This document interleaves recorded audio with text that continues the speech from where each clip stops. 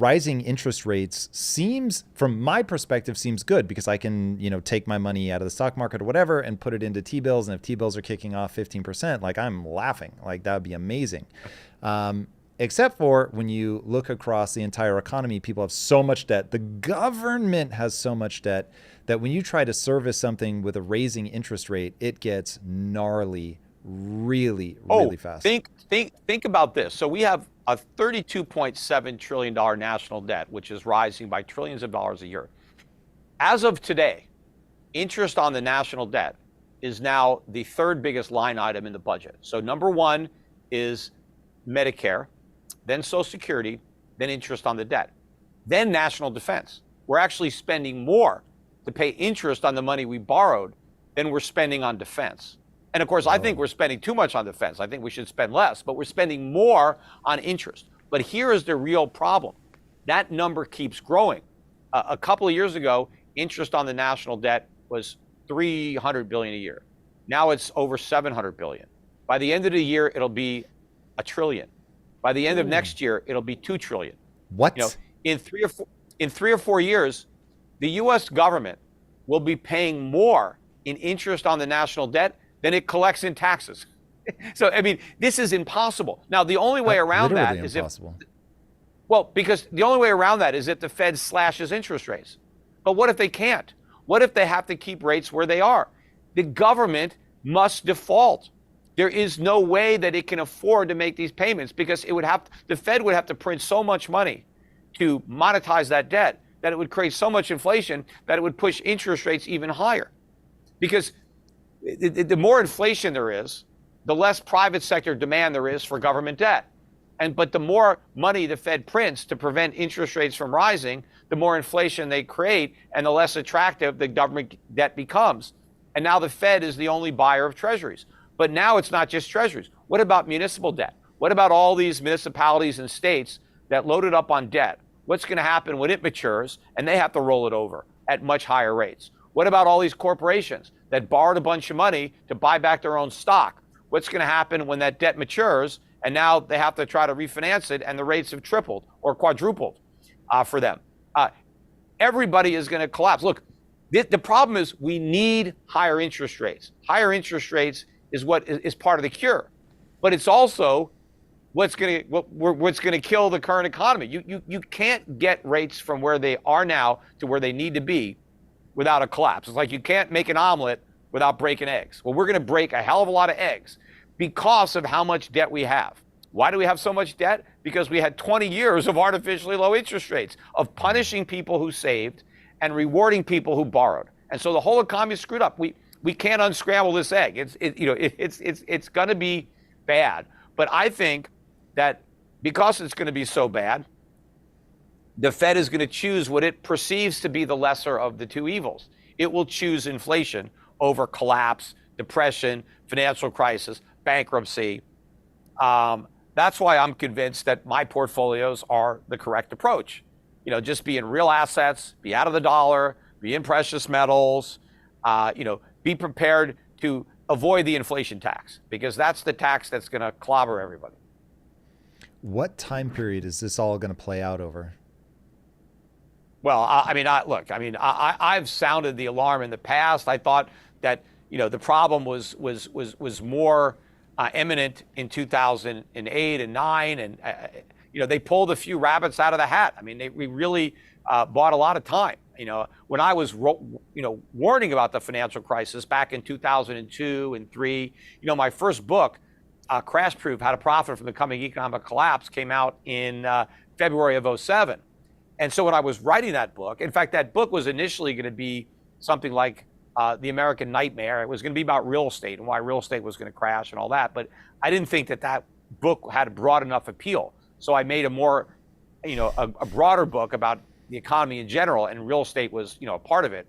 There was a, chapter on the real estate bubble and how the government inflated it. But back then, I thought that if we did what I thought we were going to do, which we ended up doing, I predicted quantitative easing before they even came up with the word, right? I knew what they were going to do. I just didn't know what they were going to call it until they did it. But I wouldn't have thought back then, and I didn't think back then, that we would be here in 2023 and they would have been able to run up the debt to 32 trillion, and they would have been able to keep interest rates as low as they did for as long as they did. So that already surprised me. But because they succeeded in doing that, they just made the problems that I was worried about back then so much worse. And so now I think, we're pretty much run out of time. I mean, we're literally living on borrowed time. So, I mean, any day, I just think any day you go to sleep, you could wake up and it could be a whole new world. And that's why, you got to be prepared. I mean, I know that I'm not going to wake up to that disaster financially. I mean, it could be bad, just as an American. But as an investor, I think I'm prepared. And I think our fate will likely be sealed in the foreign markets. It's going to be our creditors. During the debt ceiling debate, right? And we keep saying we got to raise the debt ceiling, right? We have to raise the debt ceiling so we can keep borrowing, right? And if we can't keep borrowing, we're going to default, which is an admission, right? That we're running a Ponzi scheme. I used to joke, in fact, you can see my stand-up routine on YouTube if you Google, if you YouTube Peter Schiff stand-up. But I used to tell this joke. I used to get a lot of laughs. But back in the Bernie Madoff days, when Bernie Madoff, when they were first talking to him, the New York Times, did an article, and Bernie Madoff said, look, the U.S. government's running the biggest Ponzi scheme ever. I mean, I'm a piker compared to the government, right? And so people would say, well, who cares what Bernie Madoff says, right? He doesn't have any credibility. He's a criminal. And what I used to say back then was, well, he's got credibility in one area, and that's Ponzi schemes, right? He knows one when he sees one. And if Bernie Madoff says the U.S. government is running a Ponzi scheme, he ought to know. And then I used to joke, and I said, instead of putting him in jail, we should make him Secretary of the Treasury, because he would do a much better job of running the scheme, because I pointed out that you had secretaries of the Treasury, like current Janet Yellen. She comes out and says, hey, if we don't raise the debt ceiling, we're going to default. That's an admission it's a Ponzi scheme. Janet Yellen didn't say, if we don't raise the debt ceiling, we're going to raise taxes so we can pay our bills. We're going to cut Social Security so we can pay our bills. No, if we don't raise the debt ceiling, we're going to stop paying our bills, right? That's why I would get a laugh. They say we have to raise the debt ceiling so we pay our bills, or so America always pays its bills. No.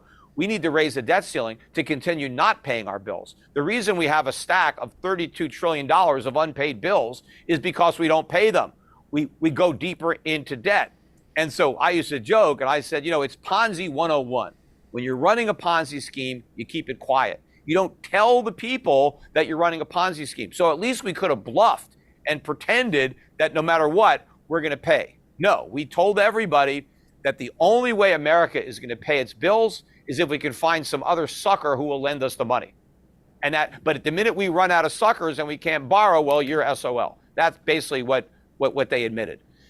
So yeah, I mean, it's a gigantic Ponzi scheme, and I think the Fed is going to, try to prevent the government from defaulting by buying those bonds and printing the money, and that means the default takes the form of depreciation of the currency, because the debt is unpayable. Right? The one thing that you know for sure is the government's not going to pay its bills. It's not going to pay the debt. The only question is, how does it default? Does it do it honestly by just not paying, or dishonestly through inflation? Personally, not paying, default would be much better. I mean, I would like to see a complete restructuring of the government, where the government, cuts a lot of spending, including the debt. I think we should basically try to negotiate, or maybe 50 cents on the dollar, 25 cents on the dollar. It's better to repay our creditors less money than pay them in full with inflated money, where they end up with even bigger losses. But unfortunately, that's the path we're going to go down, because from a political perspective, nobody wants to do the truth now. They just want to kick the can down the road. I mean, you don't want to defuse the bomb before it blows off. You want to let it, before it blows up, you want to let the bomb explode and then point the fingers and blame it on somebody else. And say that there's nothing we could have done. Nobody could have predicted this. Peter, what would your advice be to the youth of the nation? They're going to inherit this mess. They are, though, part of the human nature that makes this problem. Do we need an era of austerity? Is it just what you're saying, restructure slash? I heard you give a talk where you were like, there's whatever 15 governmental units, keep 5, kill 10. Those aren't the exact numbers, but that was the spirit.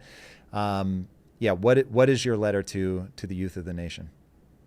Well, I think the youth are actually in better shape than, let's say, my generation. I'm at the tail end of the baby boom. I'm 60.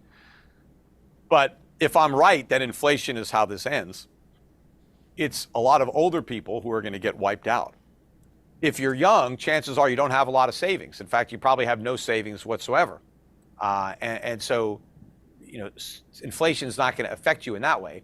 And you're still out there working.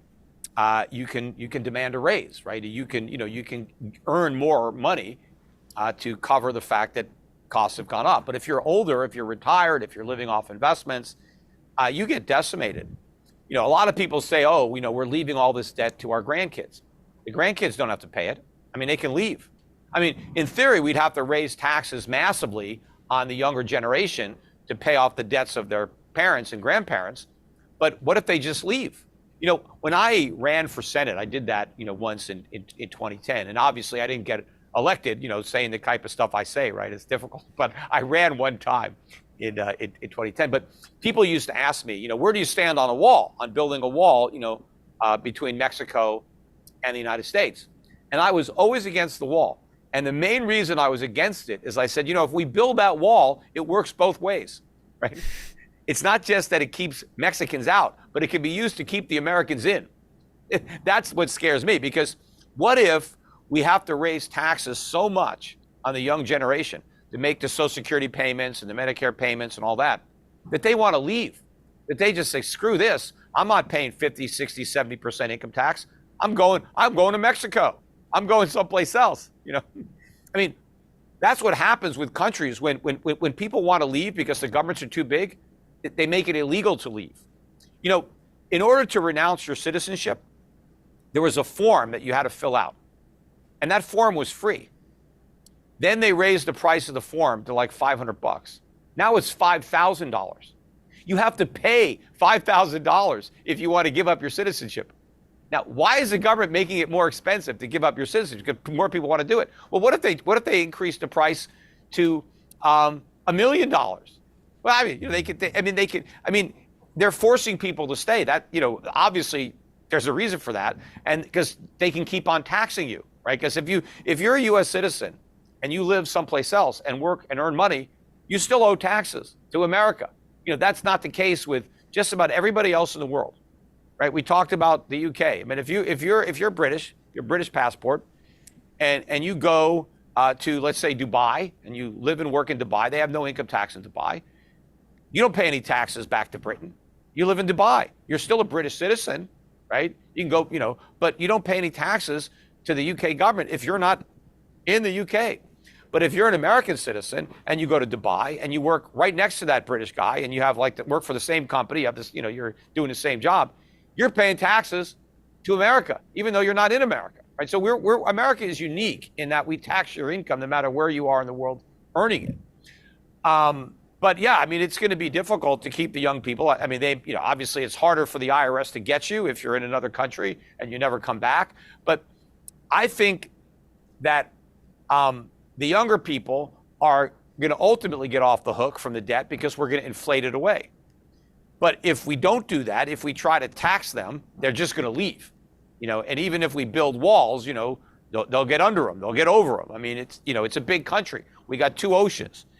If they try to force the young people to stay, it ain't going to be easy. But that's one of the reasons that I oppose the government getting more power over us to snoop on us and know everything we're doing. Because if people are ever at the point where they want to flee the country, I want them to be able to do it. I don't want the government to be able to stop them. I don't want the U.S. government to be able to force people to stay here if they want to leave. I want people to be free to go. And in fact, if the government knows that people will leave, then that's going to keep them more honest, right? If they know that people can escape the taxes by leaving, then that's an incentive not to raise them up too high. If they think that they've got the border sealed and everybody is captive, well, then they can tax even more. Peter, that is a sobering answer to the youth of America. You can still escape, boys and girls. Don't worry. But it's not just that. It's that they don't have a lifetime of savings that's going to get destroyed by inflation. And I don't think they're going to get stuck with the debt. Again, the debt's going to be inflated away. And so it's almost like a debt jubilee. We're kind of going to start over. But when the debt gets inflated away, one person's debt is somebody else's asset, right? If somebody owes money, they owe it to somebody else. So somebody is a debtor and somebody is a creditor. So when inflation wipes out debt, it wipes out the creditor as well. Now, who is the biggest debtor on the planet Earth? The U.S. government. In fact, we might be the biggest debtor in the universe. I mean, I think if we could find life on another planet, I doubt there's a government on that planet that has as much debt as the United States. I think, but I mean, maybe I'm wrong, but I doubt it. But the U.S. government is the biggest debtor. And so the U.S. government actually has the most to gain from inflation. That's why it creates it, right? The government wants inflation. They just don't want us to realize that they're creating it, and they don't want it to get out of hand. But it will get out of hand, right? It's like, it's like you let loose the monster, right? It's like the government is, Dr. Frankenstein, and they think they can control the monster, but the monster is gonna end up beyond their control. If you like that clip, check out the full powerful episode here, and I'll see you there.